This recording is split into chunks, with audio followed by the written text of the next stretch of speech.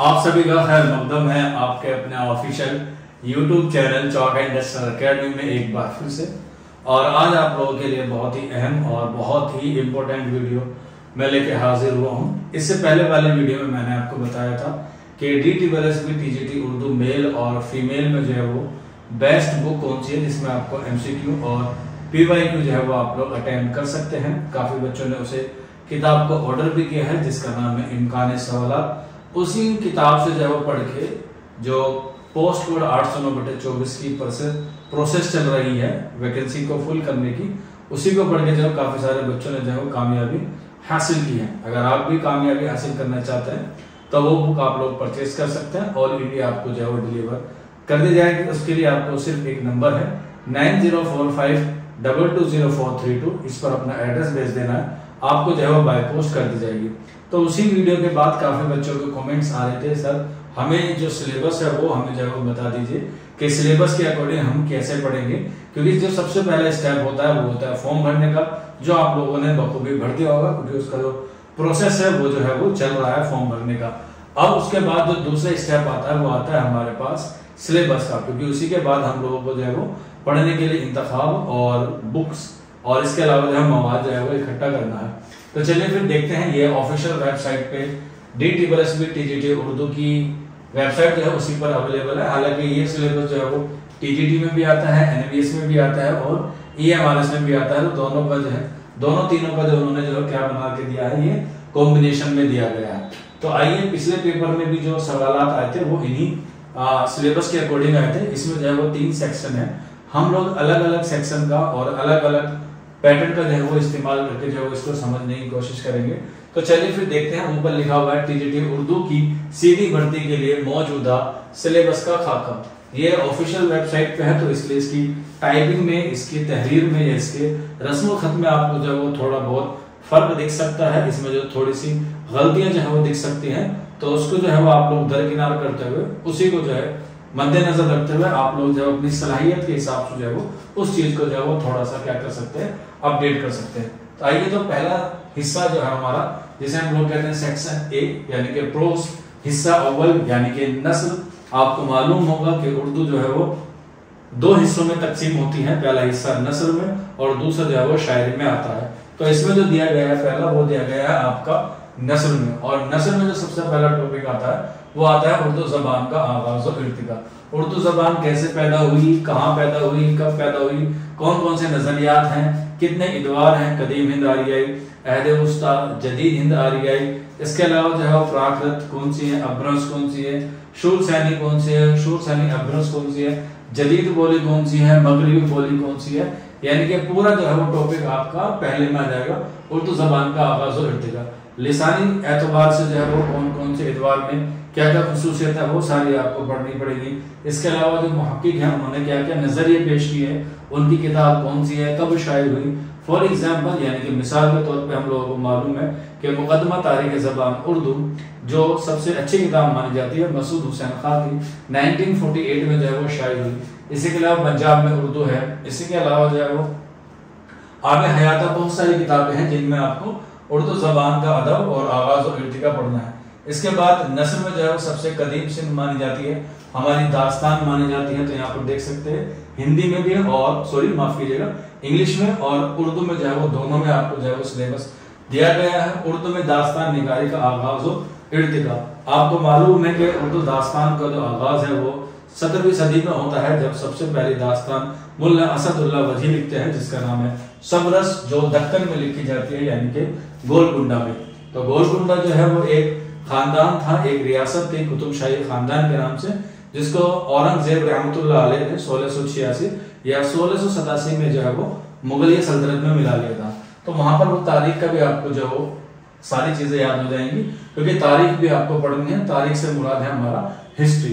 तो यहाँ पर जो है वो उर्दू में दास्तान निगारी का आगाज आपको पढ़ना है, जिसमें आपको जितने भी दास्तान है खासतौर पर जो अहम होती हैं, जैसे आपने पढ़ी होगी दास्तान सबरस, आपने पढ़ी होगी दास्तान बाब बहार, आपने पढ़ी होगी। इसके अलावा जो है वो करबल कथा पढ़ी होगी। तो वो सारी चीजें आपको जो है वो यहाँ पर देखनी है और उससे मुताबिक जो है वो सवाल आते हैं। दास्तान भी आएगी और उसके दास्तान गो से भी आपको जो है वो रूबरू होना है। इसके बाद दास्तान के बाद जो दूसरी नस्ल है, या हम लोग कह सकते हैं जो मरकजी नस्ल है दूसरी, वो है हमारी नॉवेल। नॉवेल निगारी का आगाज आपको पता है 19वीं सदी में होता है और अलीगढ़ तहरीक के ज़ेर असर जो है वो इसको जो है वो मनाया जाता है, जो अभी हम लोगों ने सर सैयद डे भी मनाया है। तो उर्दू नॉवेल निगारी का आगाज जो है वो अलीगढ़ तहरीक से होता है, जिसको सबसे पहला जो उर्दू में नॉवेल निगार जो माना जाता है वो माना जाता है डिप्टी नज़ीर अहमद को। उनकी हालात जिंदगी, उनकी अदबी खिदमत, उन्होंने जो है वो कितने नॉवेल लिखे, कौन कौन से नॉवेल लिखे, कब लिखे, क्या शाये हुए, क्या किरदार, वो सारे आपको इसमें जो है पढ़ने। उर्दू में नॉवेल निगारी का आगाज और इर्तिका का मतलब होता है कि वो चीज जो है वो कैसे परवान चढ़ी है, उसका एक स्टेप बाय स्टेप आपको जो है पढ़ना है। इसके अलावा यहाँ पर जो है मुख्तलिफ नॉवेल निगार और नॉवेलों का तनकीदी मुताला भी आपको पढ़ना है। यहाँ पर जो उन्होंने पर्टिकुलर दे दिया है, यानी कि यहाँ पर जो है वो कुछ नॉवेल निगार खुसूसी तौर पर आपको पढ़ रहे हैं। जैसे मैंने आपको बताया डिप्टी नज़ीर अहमद तौबतन नसूह, उनका जो है बहुत मशहूर है। इब्नुल वक्त भी आपको पढ़ना है। मिर्जा हादी रुस्वा, इनका एक नॉवेल है उमराव जान आदम, जो 25 अबवाब पर मुश्तमिल है, 1899 में जो है वो शाये हुआ। नफ्सियाती नॉवेल है और ये जो है वो एक फ्लैशबैक वाली कहानी पर जो है वो लिखा गया है। और मिर्जा मोहम्मद हादी रुस्वा का ताल्लुक जो है वो नफ्सियाती तनकीद में होता है। इसके अलावा कुर्रतुल ऐन हैदर, ये खवातीन में जो है वो काफी मशहूर है और इनका एक नॉवेल भी बड़ा मशहूर है आग का दरिया। आप लोग पढ़ेंगे तो उसी में जो है वो सवाल आएंगे और इसी में जो है वो तकरीबन 5000 साल की जो है वो तारीख को जो है वो क्या किया गया है, बयान किया गया है कुर्रतुल ऐन हैदर के नॉवेल आग का दरिया में। इसके अलावा बहुत सारे इनके नॉवेल हैं, वो सारे आपको पढ़ने होंगे। मुंशी प्रेमचंद उर्दू नॉवेल निगारी में भी और उर्दू अफसाने में भी जो है वो इनका कोई फानी नहीं है और इनको जो है वो चलता फिरता गांव भी कहा जाता है। इनके नॉवेल में, इनके अफसाने में जो है वो आपको सारे खुसूसियत, या कह सकते हैं पूरा हिंदुस्तान जो है वो एक अलग तरीके का जो पशमंजर है वो उसमें दिखता है।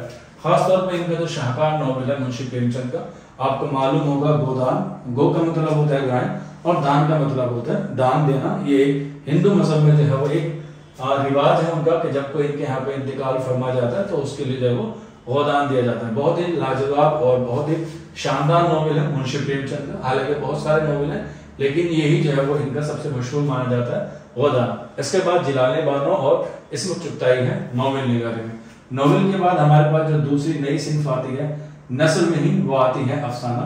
उर्दू में अफसाना निगारी का आगाज और मुख्तलिफ अफसाना निगार, वही जैसे आपने नॉवेल में पढ़े थे ठीक वैसे ही आपको जो है वो अफसाने में पढ़ने हैं। अफसाने में और नॉवेल में जो है वो कुछ लोग आपको जो है वो एक जैसे मिलेंगे। जैसे मुंशी प्रेमचंद हमने वहां पे देख लिया था, तो मुंशी प्रेमचंद आपको यहाँ पर भी मिलेगा। इनका ईद का अफसाना बड़ा मशहूर है और ईद के अलावा जो है वो इनका दूसरा मशहूर अफसाना कफन भी है। इसके बाद राजेंद्र सिंह बेदी, अपने दुख मुझे दे दो, इनकी हालात जिंदगी, और इनका एक नॉवेल और है उससे भी सवाल आते हैं, एक चादर मैली सी, वो भी जो है बहुत मशहूर है। कृष्ण चंद्र भी आप लोग जानते हैं, इसमें चुगताई हमने ऊपर देखा। साउद हसन मंटो और अहमद नदीम कासमी का भी ताल्लुक जो है वो अफसाना निगारी से, क्योंकि यहीं से भी एक सवाल आ सकता है कि साउद हसन मंटो का ताल्लुक किस सिंफ से शुमार होता है। तो आपको मालूम होगा कि इनको जो है अफसाना निगार की हैसियत से जो जाना जाता है। इन्होंने एक ही नॉवेल लिखा है, राजेंद्र सिंह बेदी ने भी एक नॉवेल लिखा है और मंटू ने भी एक नॉवेल लिखा है, लेकिन इनका जो ताल्लुक है वो हम लोग अफसाने में जो है वो करते हैं। तो ये हो गई आपकी कदीम अफसाने के बाद जो है वो हमारी अगली सिंफ आती है, वो होती है उर्दू में इंशाइया निगारी। ऊपर जो हमने देखा था, अभी जो देखे हमने 3 सिर्फ, वो क्या है, वो 3 जो हमने अभी पढ़ी है।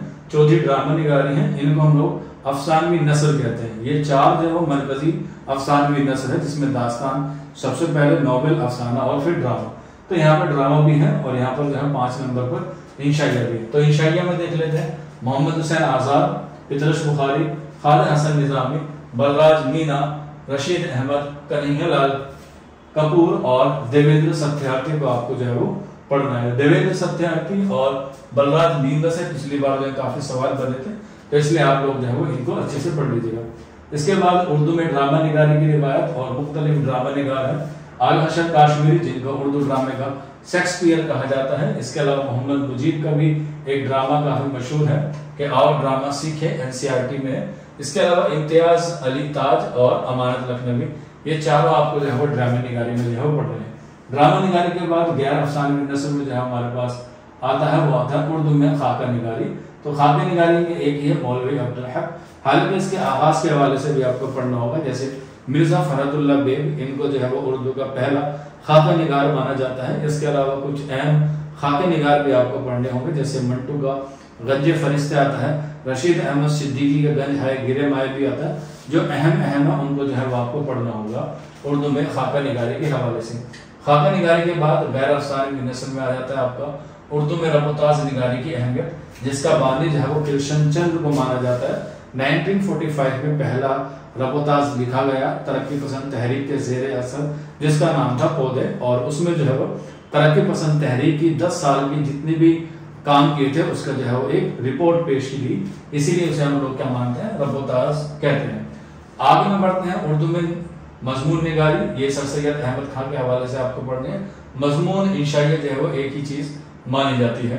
इसके अलावा उर्दू में सफरनामे का आगाज और इब्तिदा, सफरनामे को बाहर की कुंजी मानी जाती है, जो घर से बाहर निकलते हैं। उर्दू में पहला सफरनामा किसने लिखा, कब लिखा, कहाँ पर गया, वो सारी बातें आपको पढ़नी होगी। उर्दू में बहुत सारे मशहूर जो है वो सफरनामे हैं, इसमें हम लोग मुसाफिर लंदन को देख सकते हैं। इसके अलावा जो है वो दिगर सफरनामे है, मुकदमा शेर व शायरी के हवाले से भी जो है वो सफरनामे में बात की गई है। इसके अलावा अल्लामा शुबली नोमानी का है मिस्र रूम शाम, उसमें भी जो है वो आपको पढ़ने हैं। अहम अहम अफसानों पर जो है वो आपको रोशनी डालनी है। इसके अलावा उर्दू में सवानी निगारी, जिसे हम लोग बायोग्राफी कहते हैं, और उर्दू में खुदनविस्त भी है, जिसे हम लोग ऑटोबायोग्राफी कहते हैं, दोनों ही, जिसके बानी जो है वो सवानी निगारी का आप लोग जानते हैं अल्ताफ हुसैन हाली को जो है वो माना जाता है। और उसी तरीके से जो है वो बायोग्राफी के बाद ऑटोबायोग्राफी जो है वो आपको पढ़नी है। ऑटोबायोग्राफी से मुराद होता है खुदनविस्त, जो इंसान खुद लिखता है, जैसे मशहूर है अख्तरुल ईमान की इस आबाद खराबे में। इसी के अलावा जोश मलिया आबादी की है यादों की बारात, तो ये क्या है, खुदनविस्त है। और सवाल जो है वो कोई दूसरा लिखता है, जैसे अल्ताफ हुसैन हाली ने यादगार गालिब लिखी, हयात जावेद लिखी और हयात सादी लिखी। तो ये हमारा जो पोर्शन है वो सारा का सारा किसमें आता है, नस्र में जो है वो आता है। इसके बाद हिस्सा बा कह सकते हैं या सेक्शन बी कह सकते हैं, जो हमारा पोइट्री पर क्या है, मुबनी है। तो पोइट्री में जो है हमारी शायरी आती है। तो शायरी में जो सबसे पहले दिया गया उर्दू में कसीदा निगारे का आगाज और इर्तिका, और इसी में जो दो शोरा दिए गए हैं, मिर्जा मोहम्मद रफी शोदा और शेख मोहम्मद इब्राहिम जो। इसके अलावा कसीदे के बाद मसनवी निगार दिए गए हैं, उनका आगाज और इर्तिका मसनवी सहरुल बयान यानी कि मीर हसन जिनकी मसनवी है, गुलजार नसीम, दयाशंकर नसीम और जहर इश्क यानी कि मिर्जा शौक लखनवी, जिन्होंने जो है वो 3 मसनवी लिखी हैं और एग्जाम में बहुत इंपॉर्टेंट है, फरेब इश्क, बहार इश्क और जहर इश्क। इसके बाद हम लोग आगे बढ़ते हैं। उर्दू में मरसे निगारी का आगाज और इर्तिका, मुख्तलिफ मरसे निगारों के तनकीदी मुताला आपको करना है। जब मरसे का नाम आता है तो उम्र गुजरी है इसी दस्त की सयाही में, 5वीं पुश्त है शब्बीर की मद्दाही में। तो जाहिर सी बात है अनीस का आना लाजमी है, और जहाँ अनीस आते हैं वहीं दूसरी तरफ हमें दबीर भी जो है वो देखने को मिलते हैं। यहाँ पर अल्ताफ हुसैन हाली को जो है मरसे निगारी में रखा गया है, तो आप लोग जो है वो इनके मरसे निगार भी जो है वो देख सकते हैं। इसके बाद उर्दू में गजल का आवाज और इर्तिका, जो सबसे ज्यादा बदनाम है लेकिन मशहूर भी सबसे ज्यादा है, जैसे कि रशीद अहमद सिद्दीकी ने कहा है कि गजल उर्दू शायरी की आबरू है। तो इसी में देखेंगे मीर आपको पढ़ना है, गालिब आपको पढ़ना है, फानी बदायूनी आपको पढ़ना है, मोमिन खा मोमिन, फिराक गोरखपुरी, ज़ौक़ को यहाँ पर ऐड किया गया है। ज़ौक़ के बाद सौदा भी है, हालांकि गजल से बहुत कम सवाल आते हैं, लेकिन एनसीईआरटी में जो इनकी नज्म है और गजल है उनको भी आपको जो है वो सही तरीके से देख के आगे बढ़ना है। इसके बाद अल्लामा इकबाल, फैज अहमद फैज और ख्वाजा मीर दत्त को जो है वो शामिल किया गया है गजल में। इसके बाद नज़म निगारी में सिर्फ 2 लोगों को ऐड किया गया है, अल्लामा इकबाल और हाली। तो इसका मतलब ये नहीं कि आपको सिर्फ अल्लामा इकबाल और हाली पढ़ने हैं, अकबर इलाहाबादी से भी सवाल आ सकता है, नज़ीर अकबर आबादी से भी जो है वो आपका सवाल आ सकता है। तो उनके थोड़ा सा तारुफ आपको लोग जो है वो पढ़ लेना, उससे जो है वो एग्जाम में सवाल आते हैं। इसके बाद हमारा सेक्शन सी आता है, जो स्पेशल स्टडी के तहत आता है, जिसमें आपको जो है वो सेक्शन सी जो है वो दिया गया है। इसमें जो है वो कुछ चीजें हैं जो ऐड की गई हैं, हालांकि ये नया सिलेबस गुज़िश्ता जो वैकेंसी आई थी उसमें जो है वो ऐड किया गया था। सबसे पहला उर्दू की मुख्तलिफ तहरीक, यानी कि आपको जो है मूवमेंट पढ़ना है। जैसे हम लोग अगर बात करें इस्लाही तहरीक की बात करें, इस्लाही तहरीक के बाद रूमानी तहरीक की बात करें, उसके बाद हम लोग जो है वो अलीगढ़ तहरीक की बात करें, उसके बाद हम लोग बात करें तरक्की पसंद तहरीक की बात करें, हल्का अरबाब ज़ौक़, जदीदियत, माबाद जदीदियत, ये सारी क्या है तहरीकें हैं, उनसे मुतालिक जो है वो आपको सवाल जो है वो करना है और एग्जाम में जो है उसके सवाल को जवाब आपको देने हैं। इसके बाद उर्दू के मुख्तलिफ दबिस्तान का तनकीदी जायजा। तो तनकीदी जायजा आपको पढ़ना है दबिस्तान का। तो मुख्तलिफ दबिस्तान आपको मालूम होंगे, नफ्सियात होता है, जमालियात होता है, उसलूबियात होता है, साइंटिफिक होता है, मार्कसी होता है, जमालियाती होता है, बहुत सारे जो है वो उर्दू के मुख्तलिफ नजरियात हैं, उनका जो है वो आपको बानी पढ़ना है, उनकी क्या क्या खसूसियत है वो सारी आपको जो है वो उर्दू के मुख्तलिफ दबिस्तान के हवाले से पढ़नी है। तकरीबन 10 से 12 दबिस्तान हैं जो आपको तनकीद के पढ़ने हैं। इसके बाद उर्दू के मुख्तलिफ रुझानात का तनकीदी मुताला, ये इसी का जो है वो अपडेट वर्जन है, इसी में आपको जो है वो थोड़ा सा क्या करना होगा, डीपली पढ़ना होगा। इसके बाद हमारा जो लास्ट टॉपिक आता है और उर्दू में दक्कनी अदब का आगाज और इर्तिका, ये आपको पढ़ना है। हालांकि ये लास्ट में है लेकिन ये सबसे पहले जो है वो पढ़ा जाता है, क्योंकि उर्दू का आगाज जो ज्यादातर लोगों की राय है वो दक्कन से ही है। क्योंकि आप अगर देखेंगे कि उर्दू की पहली नज़म दक्कन में लिखी गई, आपको मालूम होगा चक्की नामा ख्वाजा बंदा नवाज गैसु दराज ने। उर्दू की पहली दास्तान सबरस जो मैंने आपको इब्तिदा में बताया था वो भी दक्कन में लिखी गई। उर्दू की पहली मसनवी आपको पता है बहमनी दौर में लिखी गई, ये भी आपको पता है जो मैंने आपको बताया। तो इस तरीके से उर्दू की जो ज़्यादातर सिन्फ है उसका जो आगाज़ है वो कहाँ पर होता है, दक्कन में होता है। तो उर्दू में दक्कनी अदब का आगाज़ और इर्तिका पढ़ना है। आगाज़ कब से होता है, अगर आपने तारीख पढ़ी होगी तो आपको मालूम होगा कि सबसे पहले दक्कन में जाने वाला कौन था, अलाउद्दीन खिलजी था, और उसका सेनापति जिसका नाम था मलिक काफूर, जिसे हम लोग हजार दिनारी के नाम से भी जो है वो जानते हैं। और उसने जो है वो दक्कन में देवगिरी पर क्या किया था, हमला किया था, यह हम लोग कह सकते हैं, जिसे बाद में मोहम्मद बिन तुगलक ने दौलताबाद के नाम से जो है वो उर्दू अदब में जो है वो हमको मालूम चलता है। तो वहीं पर जो है वो सबसे पहले दक्कनी अदब का जो है वो आगाज वहीं से होता है। अगर हम लोग उर्दू के पश मंजर में देखें और वहीं पर हमें मिलता है कि मलिक काफूर ने जो है वो देवगिरी का जो राजा था यादव वंश का, उससे कोहिनूर जो है वो लिया था और उसके बाद उसने अपने राजा यानी कि अलाउद्दीन खिलजी को दिया। इसके बाद दूसरा जो दौर शुरू होता है वो मोहम्मद बिन तुगलक का दौर शुरू होता है, जब उसने अपनी राजधानी या अपनी कैपिटल दिल्ली से दौलताबाद मुंतकिल की थी। तो इस तरीके से जो है वो उर्दू अदब में क्या होता है, एक नया दौर जो है वो शुरू हो जाता है मोहम्मद बिन तुगलक। मोहम्मद बिन तुगलक जब वापस जाने की इरादा करता है तो उसी का एक सेनापति होता है जिसका नाम होता है हसन गंगू, आप लोगों ने पढ़ा भी होगा, जिसका पूरा नाम था अलाउद्दीन बहमन शाह गंगू के नाम से मशहूर है। और उसने ही वहां पर जो है वो बहमनी सल्तनत की क्या डाली, बुनियाद डाली और 200 साल तक जो है उसने वहां पर राज किया। और राज करने के बाद तकरीबन 18 बादशाहों का दौर गुजरा बहमनी दौर में। और फिर बहमनी दौर जो है वो 5 इदवार में तकसीम होगी, जिसमें कुतुब शाही, आदिल शाही, इमाद शाही, निजाम शाही और बरीद शाही जो है वो 5 सल्तनत जो है वो टूट के बिखरी। ये सारी चीजें आपको जो है वो दक्कन में पढ़नी है और बड़ा ही इंटरेस्टिंग टॉपिक है और बड़ा ही जो है वो दिलचस्प टॉपिक है। आप लोग इसे जब ध्यान से पढ़ेंगे तो आपको जो है वो सारी चीजें जो है समझ में आ जाएंगी। ये सिलेबस था, आप लोगों को मैंने बता दिया, उम्मीद है आपको समझ में आ गया होगा और इसी से जो है वो सवाल बनते हैं। इससे बाहर जो है वो मुश्किल है कि बन जाए, लेकिन फिर भी अगर बन जाता है तो आप लोगों को इतनी पकड़ हो जाती है सिलेबस को देखते हुए कि ये सवाल सिलेबस से बाहर है और इसका आंसर ये है। तो ये सिलेबस आपको सारा एनसीईआरटी में मिल जाएगा।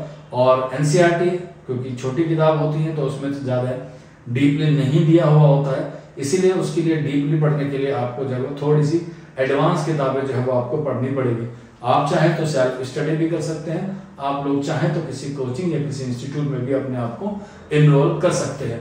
तो अगले सेशन में जब मैं आपसे रूबरू होऊंगा तब मैं आप लोगों को जो है वो एक बहुत ही शानदार फहरिस्त बताऊंगा बुक लिस्ट की, जिसमें तमाम बुक होंगी, जिसमें ये सिलेबस जो है वो पूरा कवर होगा।